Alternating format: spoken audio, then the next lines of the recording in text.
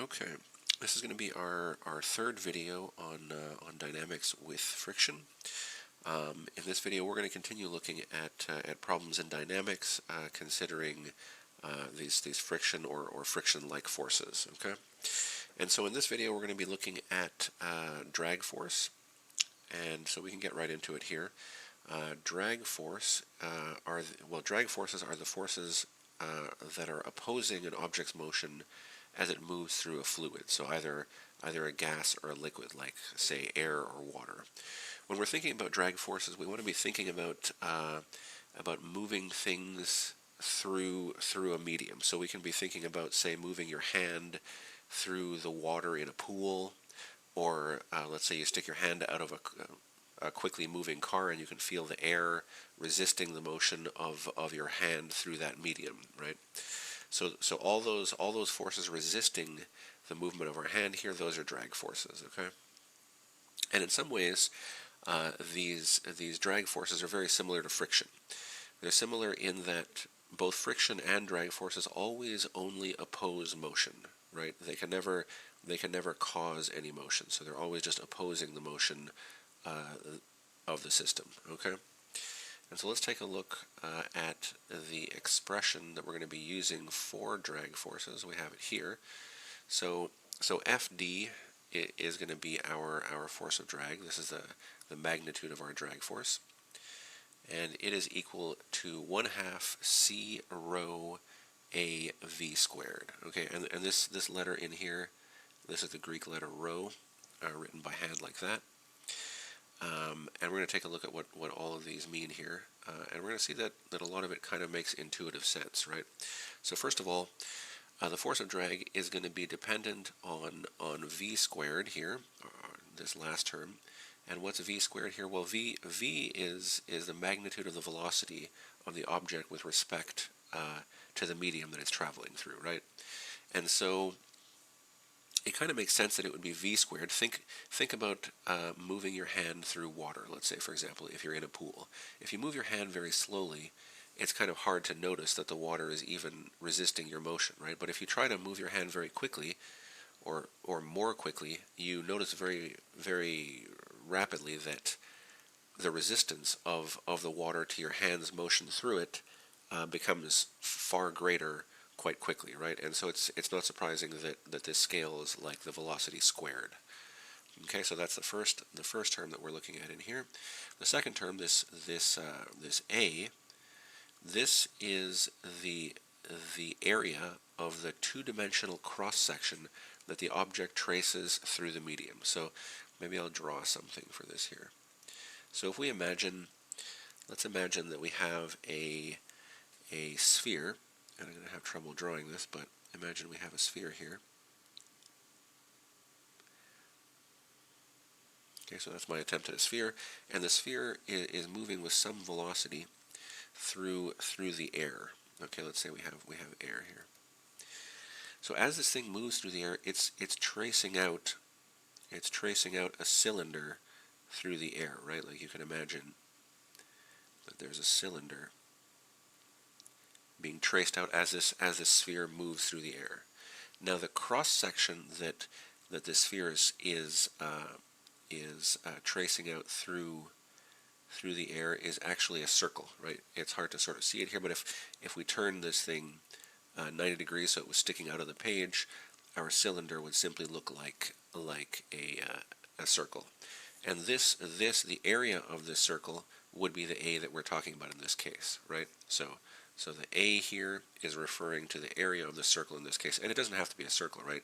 Let's say we had I don't know, a cube that was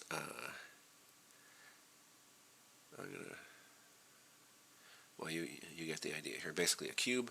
So imagine the cube was moving through air. Well, it would be tracing out. Well, if it was moving in such a way that that one of its faces was at the front, it would be tracing out a square, right? So you can imagine if we turn this 90 degrees, we would see a square being traced out, and now this would be the area, right? Or for whatever shape it might be. It doesn't have to be some sort of regular shape here. It could be anything, but basically we need the cross section the area of the cross section that this thing is tracing out through the medium that it's traveling through, and that's the A that we need here. Okay, so that's our A. Let me just clean this up, and then we'll talk about rho. So again, rho is that Greek letter that looks a little bit like a P there, and what rho is the density of the medium that the object is traveling through. So every one of these mediums will have a density, and so let's say we're traveling through air. Air will have some density. We would need to look this up in a table, or if we're traveling through water, or whatever, right? So whatever the density might be, we need to look up the density of that medium, and that's our rho. And finally, C is what we call our drag coefficient. And the drag coefficient is an experimentally determined number that depends on the shape of the object that we're looking at, right? And so all of these will have been tabulated. Either I'll give you C, or you'll have to look up C in a table. And we have a table, I think it's table 5.2 on page 174. The text will have a number of these shapes that we would need to use to do these calculations. But what is the drag coefficient? Well, basically, it's just telling us how sort of aerodynamic the shape is. So you can imagine, let's say we had like a hemisphere, and I'm going to try and draw that. So imagine like a hemisphere, so like a half a sphere.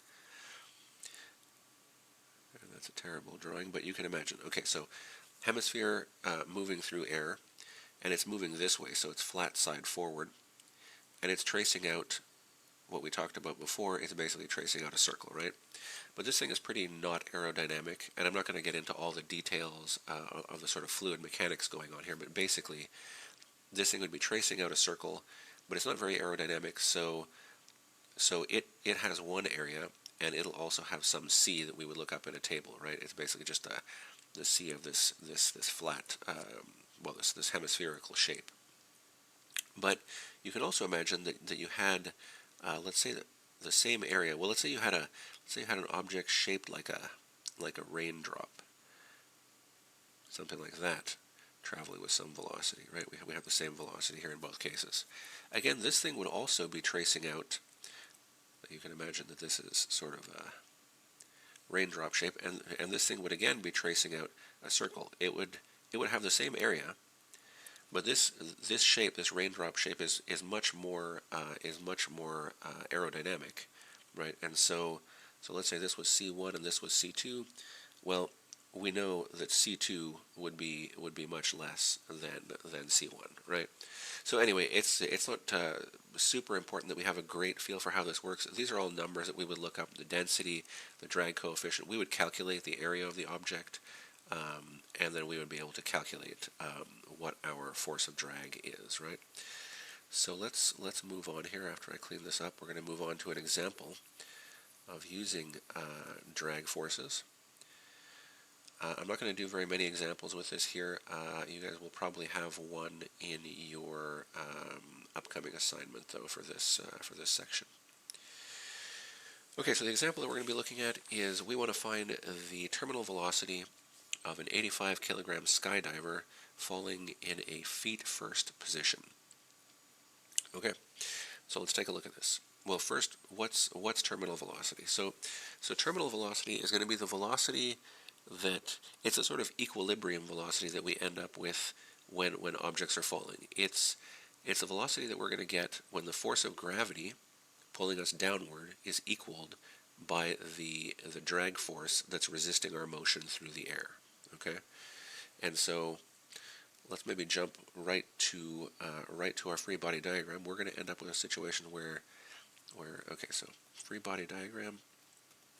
We're going to end up with a situation where we have the force of gravity, so Fg, which is just equal to mg, pulling us downward, and we're going to have some drag force resisting our motion through the air, right? And terminal velocity is going to happen when the two of these add up in such a way that we end up getting our v as a constant, or our a, or our acceleration, equal to 0. Okay? And so we only are, in this simple example, we're only looking at one direction here. So let's take a look.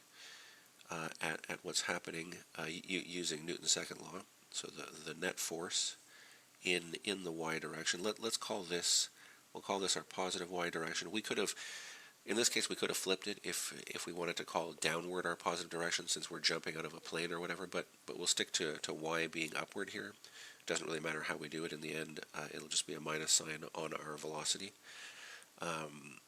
But what do we have going on here? So Newton's second law is telling us that the net force in the y direction is equal to the mass times the acceleration in the y direction.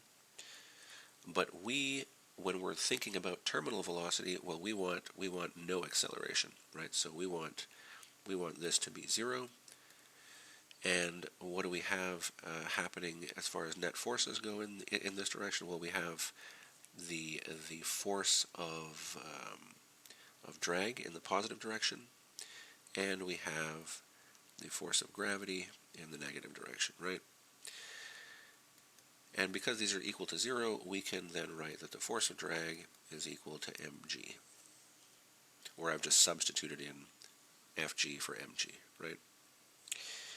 Okay, so this is good, but we also know from our definition above that we can rewrite Fd as 1/2 c rho a v squared.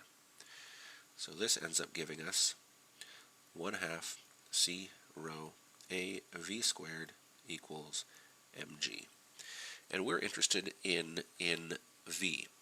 But since we've selected the condition that we no longer have any acceleration, we're looking for a very specific velocity. This is the velocity when we've reached terminal velocity. So our v here is no longer really a variable. It's actually going to be constant now. And so I'm just going to relabel that as velocity terminal, or terminal velocity. So we're going to end up having this expression here, where v sub t is our terminal velocity. Okay? And now it's just a matter of solving for that terminal velocity. We want to isolate v sub t. We're going to start off by isolating v sub t squared. This is going to be equal to, we're going to multiply through by 2 and then divide out those, and we're going to end up with 2mg over c rho a, right? Okay, take the square root of both sides, and we have to be a little careful here. We're going to end up with Vt is equal to plus or minus, and it's plus or minus because we are taking the square root of both sides. 2mg c rho a. And so we're going to want to be careful which of these two we select, either plus or minus. Well, the velocity, I mean, just by thinking about the problem, we're going to be falling in this direction, right? And that's the opposite direction to our positive y-axis here. And so we're going to end up choosing the negative. And so we're going to end up with a Vt equals minus square root 2mg over c rho a. And at this point, all we need to do is substitute in numbers. We already have the mass at 85 kilograms. We know that g is 9.8 meters per second squared. C we would need to look up. So C we need the shape of the object, and we're told that this skydiver is falling in the feet first position. So we would need to find some place where people have done the experiments to find what C is. And in this case, I believe our table on page 174 has this information. I'm guessing that's where the problem got it from. And we're going to find that we have a C of 0.70 here. C, again, is just a constant, so there's no units on C. As far as A goes, we could either calculate what A is depending on the size of the person's feet and whatever additional stuff would be tracing out that space, that area through space as the person falls, or we could estimate it in some way. I believe that what did we do here? Oh, we built just an estimate. Okay, so I mean, you could estimate it by thinking about sort of how wide a person normally would be, or something like that. In the end, we ended up using 0.70 meters squared here, so that's the area. And finally, we need the density of air. And this again is something you would have to look up. If you look up the density of air, you're going to find that air has a density of 1.21 kilograms per meter cubed. Okay, and with all these values, you can just substitute all of these into here. Excuse me. And if you did that, you would end up finding a terminal velocity equal to 44 meters per second. And that would be minus, sorry.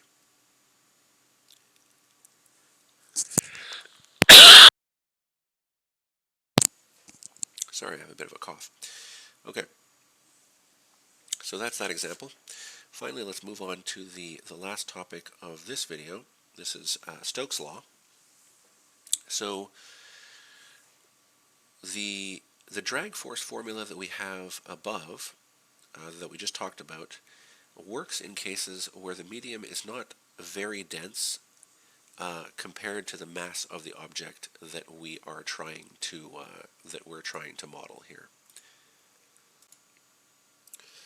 If we're modeling, say for example, dust particles in air or a golf ball through honey, where the mass of the object makes it such that the mass of the object versus the medium that it's traveling through makes it so that our velocities are pretty low and things are hardly moving, then our equation number one from before for the force of drag doesn't work very well, and we need to move to a different equation to get these drag forces.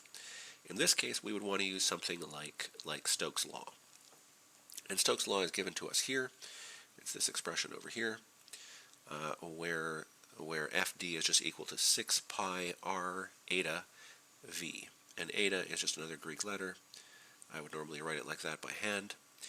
And so let's take a look at what these different things mean in the equation. Well, pi is just the normal pi that we would be using. V again is the magnitude of the velocity of the object with respect to the medium that it's traveling through. R is the radius of the object, and it's just the radius of the object that comes into play here, because there's some assumptions made when using Stokes' law here. We're assuming that all these objects are just spherical as they're falling through the medium. And finally, eta would be the viscosity of the medium. Okay, so we would have to look up what the viscosity of the medium is.